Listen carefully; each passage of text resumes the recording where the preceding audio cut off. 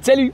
Je viens de terminer de faire les enregistrements que j'avais sur ma liste aujourd'hui. Il va peut-être en avoir d'autres à faire plus tard, mais je viens d'en enregistrer quelques-unes. À peu près 5, dont une très très longue. Et j'avais fait une short. Je ne sais pas si tu l'as vu passer, mais j'ai eu quelques personnes qui m'ont... je veux savoir si tu avais des questions à me poser par rapport à cette montre-là pour que je puisse faire des vidéos tutoriels par rapport à ta question. Et j'en ai reçu quelques-unes. J'en ai pas forcément utilisé encore dans ces vidéos-là. Peut-être que je vais les faire plus tard, mais je vais quand même prendre le temps de te répondre tout de suite. Alors, la première question venait de Kishar. Kishar me demandait « Hello Pascal, j'aimerais savoir comment préparer une balade dans Basecamp et l'installer sur la Garmin et comment l'utiliser lors d'une activité. » Je ne connais pas Basecamp. Par contre, on peut créer des itinéraires à même Garmin. On peut le faire directement à partir de la montre, on peut le faire à partir de l'application de Garmin Connect et on peut même le faire à partir du site web. Alors, je ne vois pas vraiment l'intérêt, à moins que Basecamp ait quelque chose de très particulier, je ne vois pas l'intérêt de faire une activité dans Basecamp et ensuite l'importer dans Garmin, mais probablement que ça se fait si tu es capable d'exporter ton trajet que tu te crées avec un fichier GPX et le réimporter. Il va falloir que je fouille. Il va falloir que je fouille pour répondre à cette question-là, mais probablement que ça se fait. Ensuite, on a Rafa qui me demande « Est-ce que je porte la montre toute la journée et toute la nuit? » Je porte la montre à toutes les fois que je suis à l'extérieur de la maison. J'ai l'impression d'être tout nu si je ne porte pas ma montre. Alors oui, si je suis à l'extérieur de la maison, je la porte tout le temps. À la maison, avant avec ma Suunto, je la portais jamais. Elle, parfois. Pas tout le temps. Si ça me tente. J'aime ça quand même laisser mon bras respirer. Mais si ça me tente, je vais la porter. Sinon, non. Pour la nuit, je l'ai faite uniquement pendant que je la testais pendant 2 semaines pour voir ce que ça donnait sur les graphiques et pour pouvoir en parler. Depuis ce temps-là, j'ai peut-être dormi avec 5 fois pour le fun. Sinon, non, j'aime ça j'aime ça être complètement tout nu quand je dors. Danny.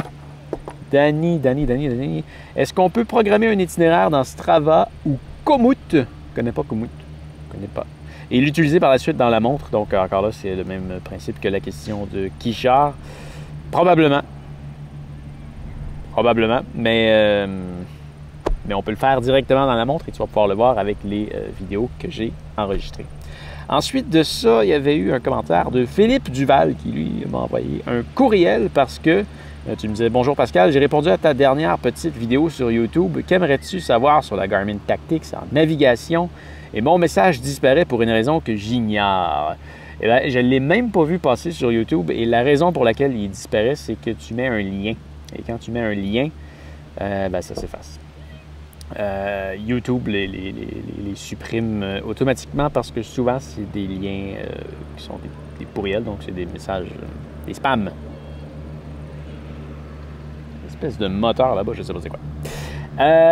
L'aurais-tu reçu malgré tout? Merci pour ton aide. Le commentaire, non, je ne l'ai pas reçu. Donc, bonjour Pascal, excellente idée de solliciter ta communauté à ce sujet. Grâce à toi, j'en sais déjà beaucoup.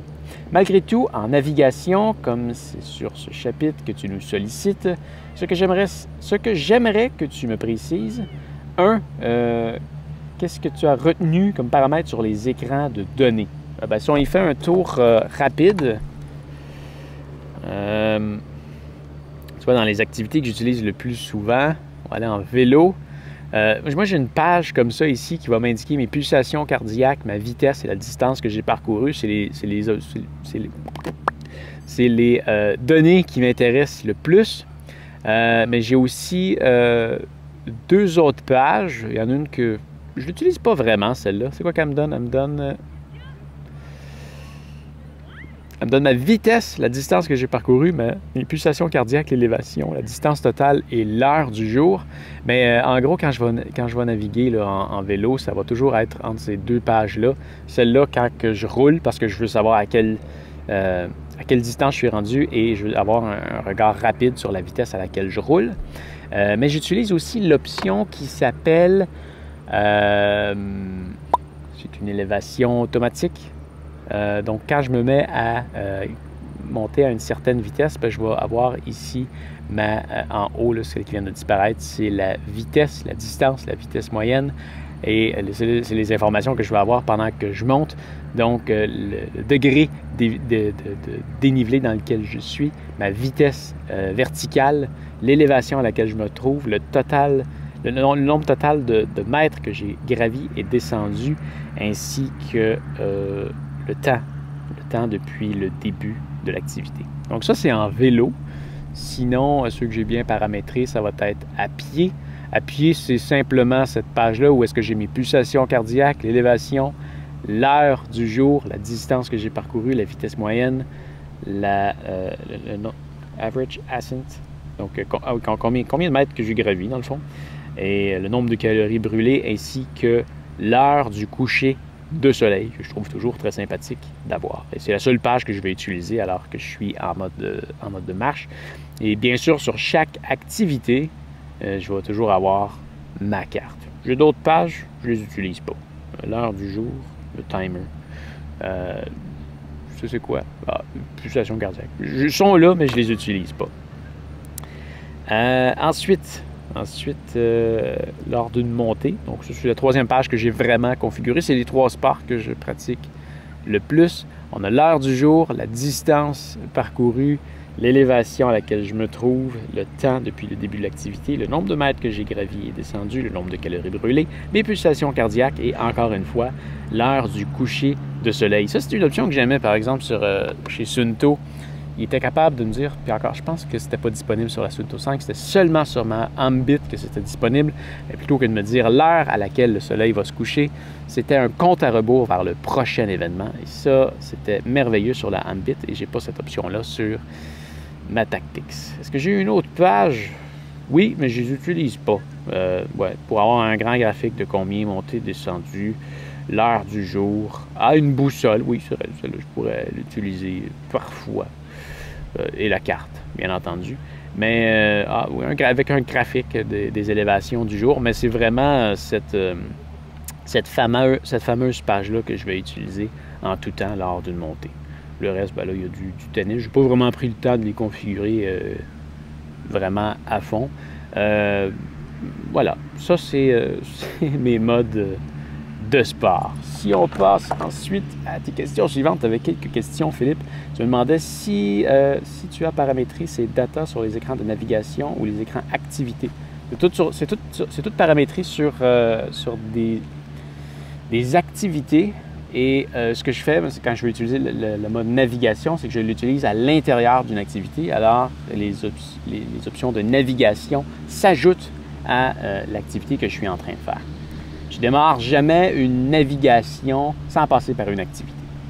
Les cartes que tu utilises pour l'Amérique du Nord, les cartes que tu utilises pour l'Amérique du Nord et où tu les télécharges? Eh bien, je ne les télécharge pas, ils sont déjà de base dans la montre, donc j'ai absolument rien eu à télécharger et j'utilise la carte topographique. Comme ça permet de voir les dénivelés, j'adore ça.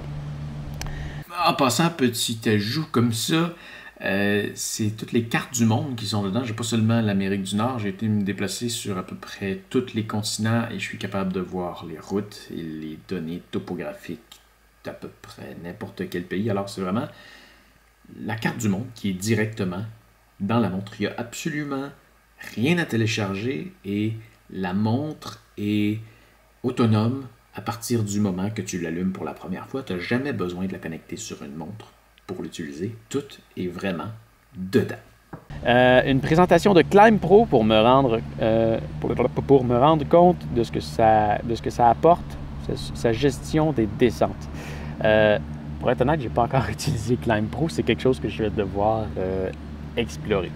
J'ai exploré beaucoup de fonctions, mais celle-là, je ne l'ai pas encore explorée. Je n'en ai pas senti le besoin. Mais je ne sais même pas exactement ce que ça fait. Alors, il va falloir que j'aille voir. Le mode de fonctionnement de turn by turn qui, à mon avis, ne fonctionne qu'avec le fichier GPX généré sur les bases.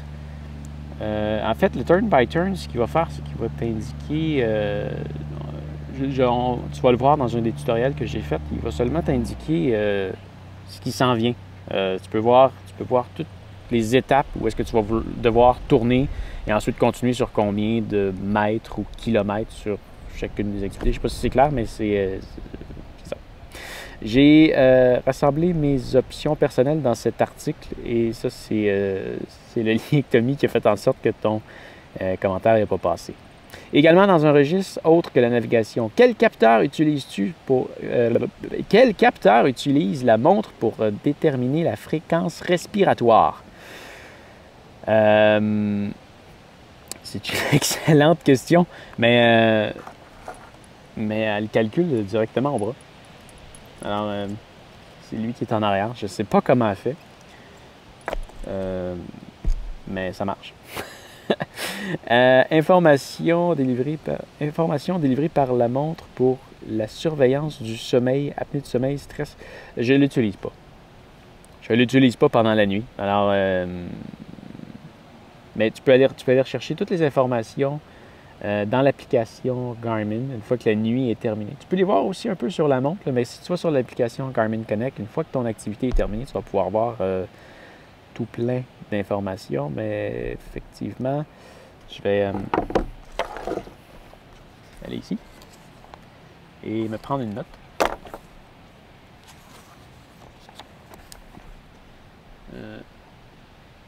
Moniteur de sommeil.